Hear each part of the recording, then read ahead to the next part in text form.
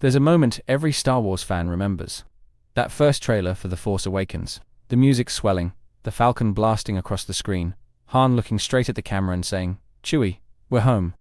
For a second it felt like the galaxy far, far away had come roaring back to life. But then you actually watch the movie and start realizing something feels familiar, maybe too familiar. It's not that it was bad, it's that it was safe. Like Disney had just gone into the archives, dusted off A New Hope, and said, yeah, let's do this again, but shinier. You've got the desert scavenger, the droid with the secret, the planet-sized death machine. You've even got the reluctant mentor figure who dies halfway through. It's comfort food filmmaking. But the problem with comfort food is, you're not supposed to live on it forever.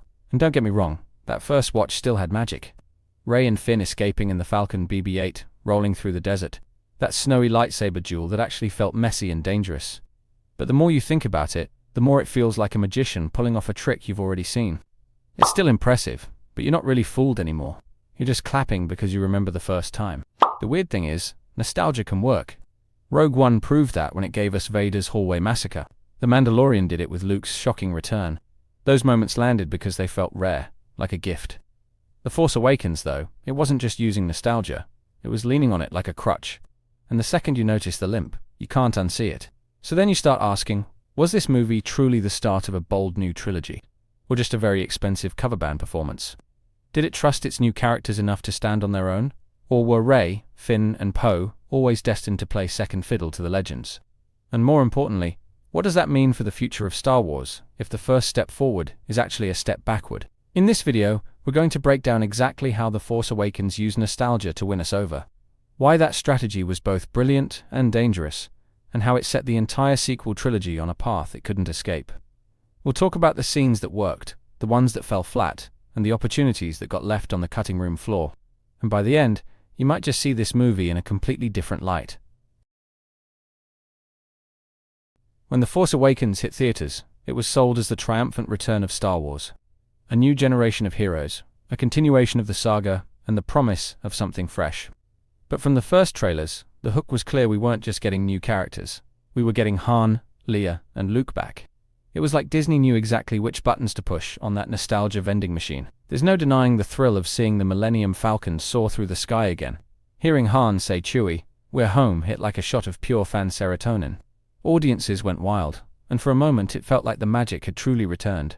Those scenes worked because they tapped directly into decades of emotional investment. But even in that first viewing, you could feel the balancing act. Were we watching a story that needed these characters, or were they here to reassure us? Rey, Finn, and Poe had potential, but much of their introduction was framed through connections to the old guard. It was as if Disney didn't fully trust them to carry the film yet. The structure mirrored A New Hope so closely, it was almost uncanny. A desert scavenger, a droid with a secret, a planet-killing superweapon. It wasn't just homage, it was practically a remake. Which begged the question, was this about telling a new story, or reliving the old one? And if this was the big kickoff to a new era, why did it already feel like we were looking backward instead of forward? Here's what gets me: The Force Awakens didn't have to copy A New Hope beat for beat. It could have built something new while honoring what came before. Instead, it leaned so hard on familiarity that entire scenes felt like déjà vu. Starkiller Base was just the Death Star with a fresh coat of paint and a bigger laser. Han Solo's role, while charming, became a safety net. Rather than letting Rey and Finn drive the narrative fully, the movie pivoted to a greatest hits package: smuggling problems, wisecracks, and eventually another tragic death. It was like Disney couldn't resist giving us one more round of the same old Han. Kylo Ren's obsession with Vader could have been an interesting character flaw, but even that felt like a meta-commentary on the movie itself. He wanted to be Darth Vader, just like The Force Awakens wanted to be A New Hope, and both ended up being pale imitations of the real thing. What really stings is how The Force Awakens handled the original trio. For decades, fans dreamed of seeing Luke, Han, and Leia share the screen again. Instead, we never got a single scene with all three. That opportunity, one of the most obvious in film histories, slipped away forever. Han's death should have been an emotional climax, and for some, it was. But the weight of it was dulled by the fact we hadn't seen the band back together. His final moments were shared with a new villain, not with the friends who had defined his life. It was a goodbye without the reunion first. Luke's absence for nearly the entire film was framed as a mystery, but it also robbed the movie of emotional payoff. We spent 2 hours chasing his location, only to have him stand in silence. Powerful maybe, but also deeply unsatisfying. It felt like the nostalgia was being rationed out for future installments, rather than delivered when it mattered most. Leah's return was bittersweet. She was regal and commanding, but also sidelined, rarely interacting with the new leads in a meaningful way.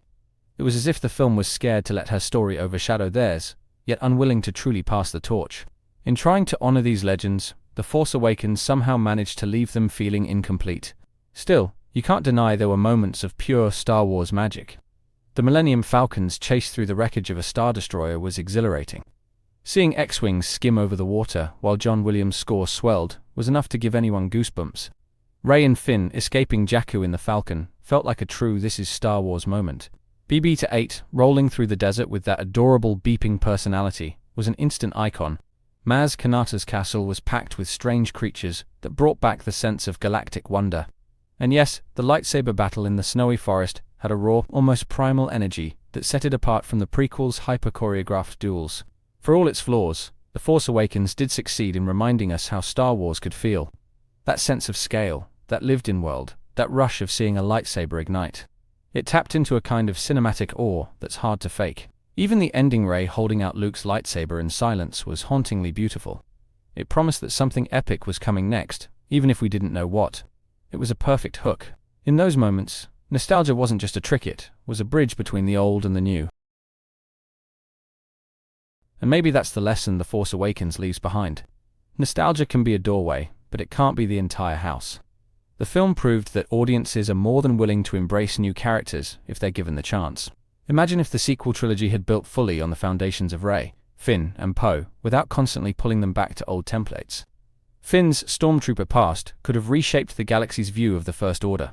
Rey could have forged a new Jedi path unburdened by Luke's shadow. Poe could have led a rebellion with his own style, rather than echoing Han's swagger. Disney had the opportunity to create a new golden age for Star Wars. The Force Awakens could have been the first step into truly unexplored territory. And for a brief moment, it looked like it might be. There's hope in the fact that the characters resonated enough for people to want more of them. Even now, fans call for more Finn stories, more Rey adventures, more Poe missions. The audience was ready. The next step is trusting new heroes to carry the torch without needing the old guard to light the way every time. But that's where the tragedy lies. The Force Awakens was a chance to launch a bold new era, yet it chose to play it safe. By leaning so heavily on the structure and beats of A New Hope, it set the sequel trilogy on a path it couldn't escape. Every callback, every familiar twist, every cameo came at the cost of truly original storytelling.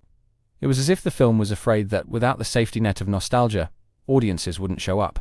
And maybe they were right in the short term, but it left the long-term vision adrift. The irony is that Star Wars itself was once the bold, new, untested thing. In 1977, nobody had nostalgia for this galaxy. It became beloved because it dared to be different. The Force Awakens could have done the same for a new generation. Instead, it made them tenants in someone else's house. We can still enjoy its moments, its energy, and its charm. But we also have to recognize it as a turning point, where the saga stopped leading and started following itself.